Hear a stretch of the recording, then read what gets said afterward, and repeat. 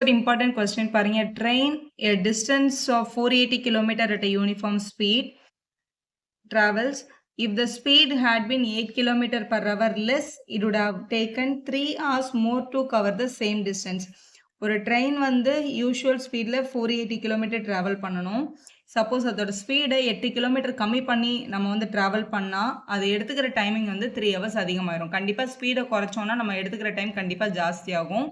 So இந்த மாதிரி ஜாஸ்தியான timing தான் வந்து 3 ஹவர்ஸ் அப்படின்னு சொல்லியிருக்காங்க.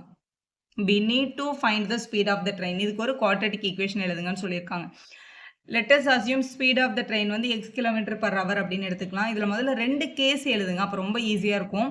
யூஸ்வலாக அந்த ட்ரெயின் எடுத்துக்கிறது ஆஃப்டர் டிக்ரீசிங் த ஸ்பீட் என்ன டைமிங் எடுத்துக்கிச்சு அப்படின்றத நம்ம கண்டுபிடிக்க போகிறோம். ஸோ யூஸ்வலாக அந்த ட்ரெயின் ட்ராவல் பண்ணுற டிஸ்டன்ஸ் வந்து 480 கிலோமீட்டர். ஸ்பீடை கம்மி பண்ணாலும் அதே டிஸ்டன்ஸை கவர் பண்ணி தான் ஆகணும். அதனால் டிஸ்டன்ஸ் எப்போவுமே மாறாது. ஸ்பீடு வந்து நம்ம நார்மலுக்கு எக்ஸ் எடுத்திருக்கோம். இப்போ இது வந்து x kilometre per hour. After decreasing the speed எவ்வளோ ஸ்பீடை கம்மி பண்ணதா கொஸ்டினில் சொல்லியிருக்காங்க. Speed had been 8 kilometre per hour less. நார்மலாக இருந்த ஸ்பீடை விட 8 கிலோமீட்டர் பர் ஹவர் என்ன ஆயிருக்கு, லெஸ் ஆயிருக்கு. அப்போ எக்ஸ் மைனஸ் 8 நம்ம போடணும். டைமிங்கை கண்டுபிடிக்கிறதுக்கு டிஸ்டன்ஸ் பை ஸ்பீடுன்றதான் நம்மளோட ஃபார்முலா. இப்போ டைம் அப்படின்றத டிஸ்டன்ஸ் வந்து 480, டினாமினேட்டரில் ஸ்பீடு வந்து எக்ஸ். இதை டைமிங் 1ன்னு எடுத்துக்கலாம். மாதிரி டைமிங் 2க்கும் டிஸ்டன்ஸ் பை ஸ்பீடு, அப்போ 480 பை எக்ஸ் மைனஸ் 8 அப்படின்னு எடுத்துக்கோங்க. இந்த 2 டைமிங்க்கும் உள்ள டிஃப்ரென்ஸ் டைமிங் தான் அங்கே கொடுத்துருக்காங்க. ஸ்பீடை கம்மி பண்ணதுனால 3 ஹவர்ஸ் அதிகமாயிருச்சு அப்படின்னு சொல்லியிருக்காங்க. அப்போ இந்த 2 டைமிங்க்கு உள்ள டிஃப்ரென்ஸ் தான் 3 ஹவர்ஸ் அப்படின்னு அர்த்தம். இந்த ரெண்டுத்துல எந்த டைமிங் வந்து பெருசு அப்படின்னு பார்த்தீங்கன்னா T2 தான் பெருசாக இருக்கும். ஏன்னா அங்கே தானே ஸ்பீடு கம்மியாக இருந்துச்சு, அப்போ அதில் தானே அதிக டைம் எடுத்திருக்கோம். அப்போ T2 minus T1 equal to 3 hours அப்படின்னு நம்ம எடுத்துக்கலாம். இதை மினிட்ல கொடுத்தாங்கன்னா ஹவர்ஸில் மாற்றிட்டு தான் எடுக்கணும் நம்ம. இப்போ T2க்கு பதிலாக கொஸ்டினில் 480 பை எக்ஸ் மைனஸ் 8 இருக்குது. மைனஸ் T1 வந்து 480 பை எக்ஸ்ன்னு இருக்குது, விச் இஸ் ஈக்குவல் டு 3ன்னு எழுதிக்கணும். டினாமினேட்டர் டிஃப்ரெண்ட்டாக இருக்கிறதுனால எல்சிஎம் எடுக்கிறோம். X into 480x minus 480 into x minus 8. டினாமினேட்டரில் x minus 8 multiple by x equal to 3ன்னு எழுதிக்கோங்க. இந்த 480 உள்ளே மல்டிபிள் பண்ணணும். மேலே இது 480x மைனஸ் 480 இன்ட்டு எக்ஸ் வந்து 480xன்னு வரும். மைனஸும் மைனஸும் ப்ளஸ் 0 8 8s are 64க்கு 4 பேலன்ஸ் 6 32 38 வருது. இந்த பக்கம் டினாமினேட்டரில் இருக்கிற டேர்ம்ஸை மல்டிபிள் பண்ணிடலாம். அப்போ x squared minus 8x is equal to 3ன்னு கிடச்சிருக்கு. ப்ளஸ் 480xோ மைனஸ் 480xோ என்ன ஆயிருக்கும், கேன்சல் ஆயிருக்கும். இந்த டினாமினேட்டரில் இருக்க டேர்ம் அந்த பக்கம் எடுத்துகிட்டு போனால் மல்டிப்பிளில் வந்திருக்கும். அப்போ நமக்கு ரிமைனிங் பார்த்தீங்கன்னா இந்த பக்கம் 3840 மட்டும் இருக்கும். அங்கே 3 into X squared minus 8x இருக்கும். ஸோ ஒன்று இந்த 3யை நீங்கள் உள்ளே மல்டிபிள் பண்ணி ஈக்குவேஷன் ஃபார்ம் பண்ணாலும் கரெக்டு, இல்லை இங்கே மல்டிப்பிள் இருக்க 3 இந்த பக்கம் எடுத்துகிட்டு வந்து டிவைட் பண்ணாலும் கரெக்ட் தான். இந்த நம்பர் 3 டேபிளில் டிவைட் ஆகுதான்னு பாருங்கள். அப்படி டிவைட் ஆச்சுன்னா இந்த 3 இங்கே கொண்டு வந்து கேன்சல் பண்ணிக்கோங்க. இல்லை 2 பக்கமும் நான் 3ஆல் டிவைட் பண்ணிக்கிறேன் அப்படின்னு கூட சொல்லிக்கலாம். இந்த 3 எப்படி கேன்சல் பண்ணிக்கலாம். இதில் 1 3s are 3, 2 3s are 6, balance 2 8s are 2 அப்படின்னு கிடச்சிருச்சு. இந்த பாசிட்டிவில் இருக்க நம்பர் அந்த பக்கம் போனால் நெகட்டிவில் வரும். அப்போ x squared minus 8x minus 1280 is equal to 0 அப்படின்றது தான் நம்மளோட ரெக்வயர்ட் குவாட்ரட்டிக் ஈக்குவேஷன். கொஸ்டினை வந்து கரெக்டாக படிங்க, ஏன்னா பேப்பர் நமக்கு வந்து லென்த்தியாக இருக்கும். ஃபைனல் பேப்பர் அவங்க ஃபார்ம் குவாட்ரட்டிக் ஈக்குவேஷன் கேட்டாங்கன்னா குவாட்ரட்டிக் ஈக்குவேஷன் எழுதி செம்ம கண்டிப்பாக ஸ்டாப் பண்ணிடுங்க. Find the speed of the ட்ரெயின்னு கேட்டால் மட்டும் இதை ஃபேக்டரைஸ் பண்ணி ஆன்சர் பண்ணலாம்.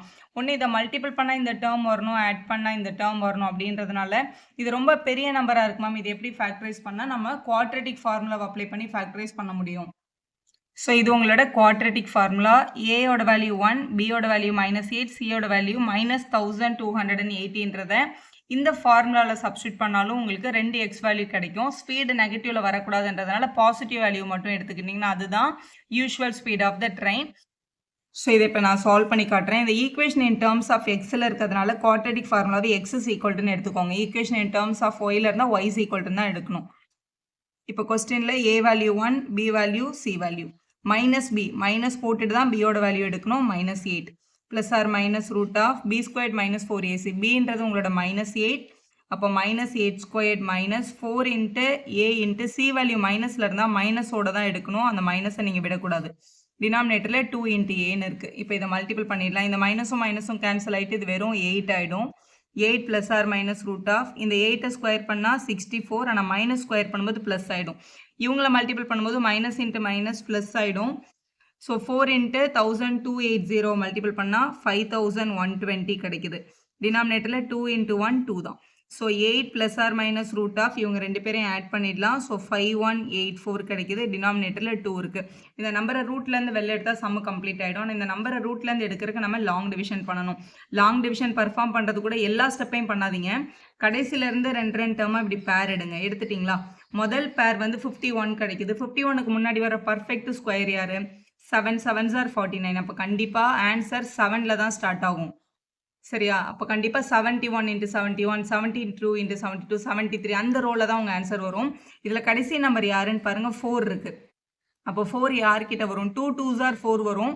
அப்படி இல்லைன்னா 8 8s are 64 வரும். ஒன்று 72 72s ஆரோட வேல்யூவாக இருக்கும், இல்லைனா 78 70யோட வேல்யூவாக தான் இருக்கும். வேறு ஆப்ஷன் வரதுக்கு சான்ஸே இல்லை. ஆனால் இது 72 இன்ட்டு 72 கரெக்டாக கிடைக்குது. அப்போ 72 இன்ட்டு 72ன்றதுனால ஒரு 72 வெளியில் எடுத்துடலாம். டினாமினேட்டரில் 2 இருக்குது. ப்ளஸ் ஆர் மைனஸ் அப்படின்னும் போது ப்ளஸ் வச்சு ஒரு நம்பரும் மைனஸ் வச்சு ஒரு நம்பரும் நம்ம எடுக்கணும். அதுதான் நம்மளோட எக்ஸோட வேல்யூ.